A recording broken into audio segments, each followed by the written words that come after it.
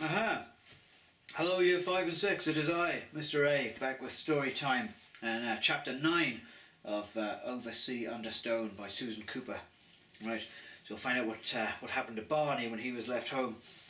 So, Barney, left behind, flattened his nose against the window of Jane's bedroom.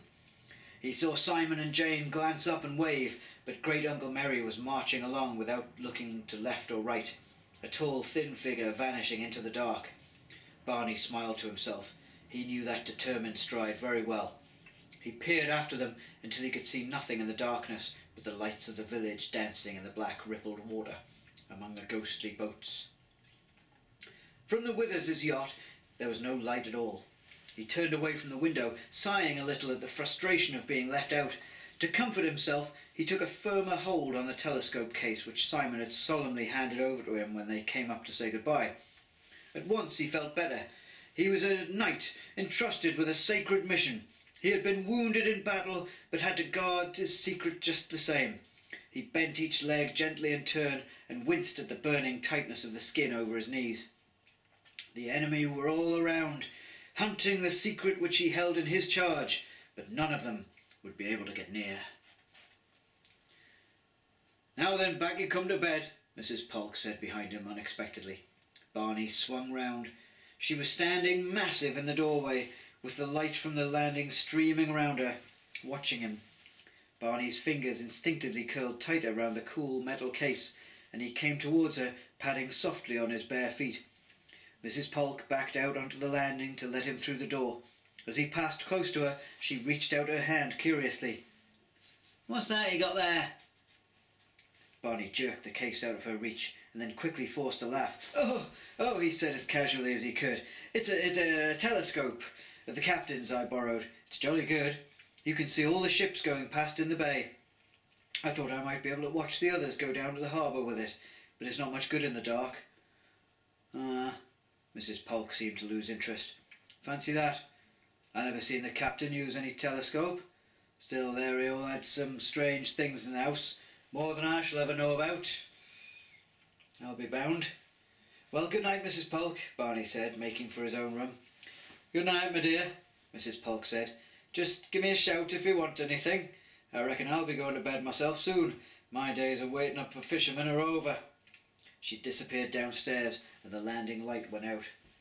Barney switched on the lamp at the side of his bed and quietly closed the door. He felt unprotected and rather excited still, without Great Uncle Merry in the house. He thought of pushing a chair against the door, but changed his mind when he remembered that Simon would fall over it when he came back. The last thing he wanted was for anyone to think that he'd been worried at being alone. He took the manuscript out to have one last look, and to guess what Simon and Jane might find from the shadow of the standing stone, but he could see nothing in the rough picture of the stones and the moon. Suddenly sleepy, he slipped the roll back and turned out the light, snuggled down into the bedclothes with the case clutched to his chest, and fell asleep. He never knew exactly what it was that woke him. When, through the confusion of half-dreams and imagined noises, he realised that he was awake, the room was quite dark. There was no sound but the constant murmur of the sea, very faint on this side of the house, but always in the air. But from the way all his senses were straining to catch something, he knew that a part of him, which had not quite gone to sleep at all, was warning him of some danger very near. He lay very still, but he could hear nothing. Then there was a very faint creak behind him, from the direction of the door. Barney felt his heart begin to thump a little faster. He was used to hearing noises at night. Their flat in London was part of a very old house which creaked and muttered all the time at night, as if the walls and floors were breathing.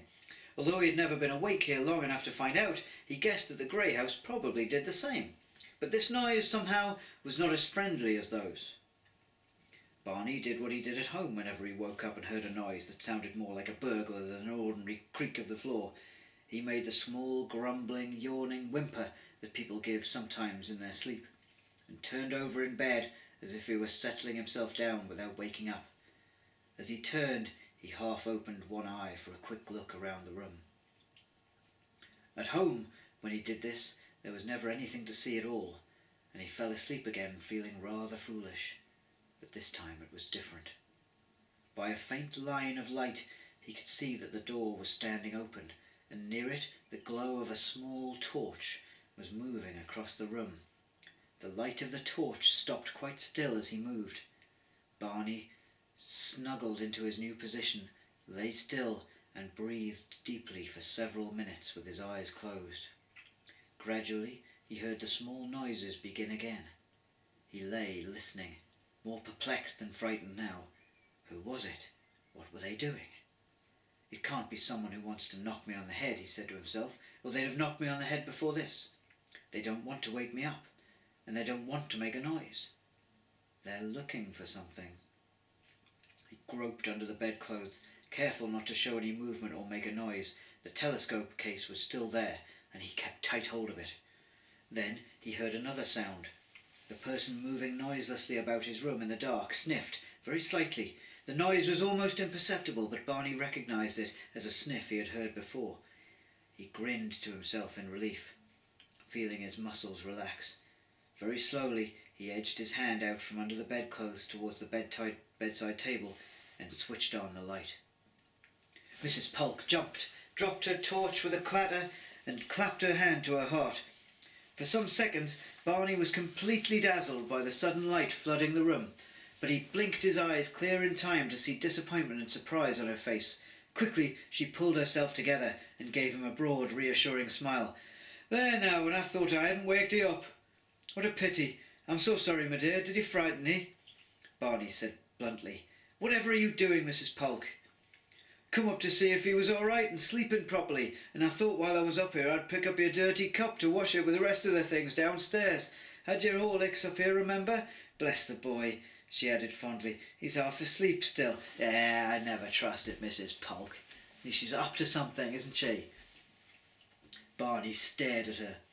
He did feel sleepy, but not too sleepy to remember Jane coming into his room when he had first gone up to bed and saying, "Mrs. Polk said would I pick up your cup if you'd finished, or do you want any more?" "Jane took my cup down." "Huh?" Mrs. Polk looked vaguely round the room and gazed wide-eyed at his empty bedside table. So she did then. It quite slipped my mind. What a silly old thing I be. Well, I'll leave you to go back to sleep, my love. I'm so sorry to have walked in." She bustled with almost comical speed out of the room. Barney had almost fallen asleep again when he heard low voices outside the door, and Simon came in. He shot up in bed. "What happened? Did you find anything? Where did you go?" "Nothing happened much," Simon said wearily. He peeled off his windbreaker and sweater and dropped them on the floor. "We found where we've got to go next. Where the next clue leads. It's those rocks at the end of Kamare Head, right over the sea." "Did you go and look? Is there anything there?" "No, we didn't." Simon was abrupt, trying not to remember the nastiness of the moments when he and Jane had been alone in the dark. "Why not?" "The enemy were up there, that's why. All round us in the dark. And one of them was the man that chased me that day with the boy, only Jane says it was the vicar. I don't know, it's awfully complicated. Anyway, we ran away and nobody followed us. Funny, they all seemed scared of Gummery." "Who were they?" "Dunno." Simon yawned hugely. "Look, I'm going down to have some cocoa. We can talk in the morning." Barney lay down again, sighing. "All right." Ooh, he jerked up again. "Wait a minute, shut the door." Simon looked at him curiously and pushed the door shut. "What is it?" "You mustn't say anything in front of Mrs. Polk. Not a word. Tell Jane." "We shouldn't. She wouldn't understand anyway." "Oh," Barney said importantly, "that's what you think. I woke up just now and she was snooping around the room in the dark with a torch. Good job I had the map all safe. She's after it. I bet you she's after it. I think she's bad." Simon said sceptically, looking at him. Barney's hair was ruffled and eyes shadowed with sleep. It was very easy to believe that what he was describing had been no more than a dream. When they went downstairs in the morning, Mrs. Polk was bustling energetically around the kitchen, beating eggs in a bowl with her elbow, flicking up and down like a machine. "Breakfast?" she said brightly. Barney watched her closely, but he could see nothing but good humour and beaming honesty. "And yet," he said insistently to himself, "she looked so guilty when I turned on the light." "It's a wonderful day again," Jane said happily as they sat down.